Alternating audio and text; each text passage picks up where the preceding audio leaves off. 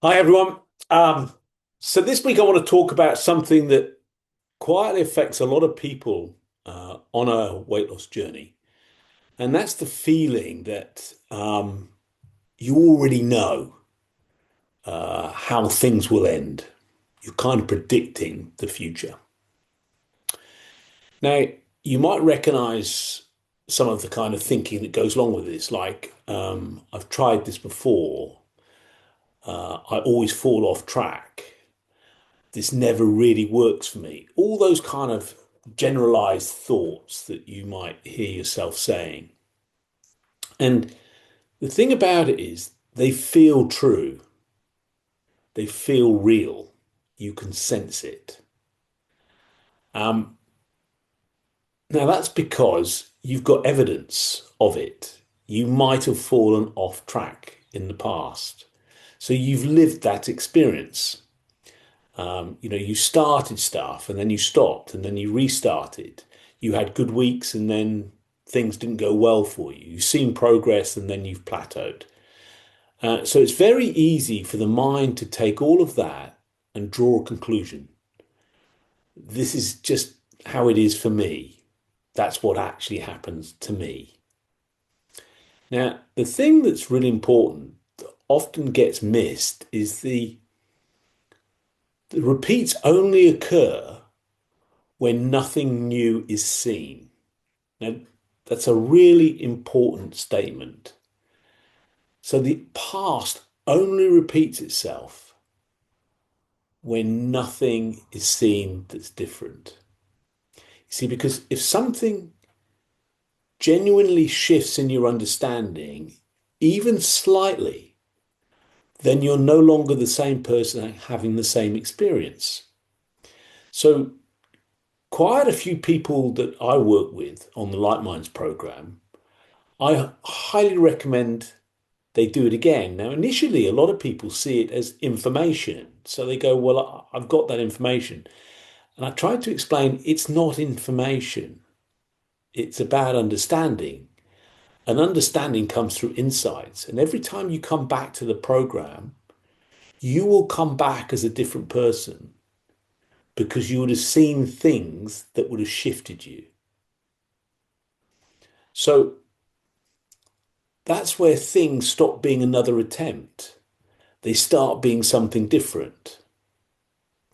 One of the analogies I often use when I talk about learning and how we grow is I use the bike, riding a bike as an example, or learning to ride a bike as an example. And I don't know if you can recall when you did it, but you might now have children who are trying it. At first it feels really awkward. It's unpredictable. It could even, when you start, feel impossible. You wobble, you overcorrect, you could fall off. Um, and you could look at those early attempts and just say, well, I'm not the person that could do this. It's not for me. But most of us keep persevering with that. And then something just clicks. And it's not because you're trying harder, it's because you've actually gained balance. And from that moment, something's changed. Now, that doesn't mean you won't wobble again. It might mean you don't ride for many years, but you never go back to someone who can't ride a bike because what you've learned, particularly the balance element, it's part of you, it's in you. And this is the same thing that happens on a health journey, but it's even more subtle. And so much so that when we go on these journeys, we're older, so we're looking for stuff. Whereas when we're a child learning to ride a bike, it's just pretty straightforward. It's just another one of those things we learn and we don't really think about it. Because another element to that, which is really important, is this isn't something physical where it just seems to physically fit into place. It's about understanding. So it's when you begin to see things like your experience of food comes from your thinking, not from the food itself. You begin to see that. You understand that. That's classic inside out. You begin to see those things. And cravings will rise and fall naturally, um, particularly when they're not resisted or judged. And consistency isn't about being perfect, it's about returning. And your body responds well to simple, supportive habits. Now, when these things start to land, you're no longer starting from zero. And so, even if you have an off day, even if you wobble, sounds weird, but you're wobbling with awareness. And that's completely different. So, one of the really important things to understand is having an off day doesn't mean you've gone backwards. It just means you're being a human. But when awareness is there, you don't spiral all the way out of it. You don't spiral in the same way at all when you're aware about what's going on. And you then don't turn one small lapse into a whole story. You don't go into, well, I've messed up now, I might as well not carry on. Instead, you've got more space, and in that space, you return. And this is something I see a lot of people who are using herbal life as part of their journey. And when they first go on a program and they might go to a breakfast club or something like that, they see it as another plan. But over time, something deeper starts to happen. Meals become simpler. There's less guesswork. Energy becomes more stable. The body feels supported rather than restricted.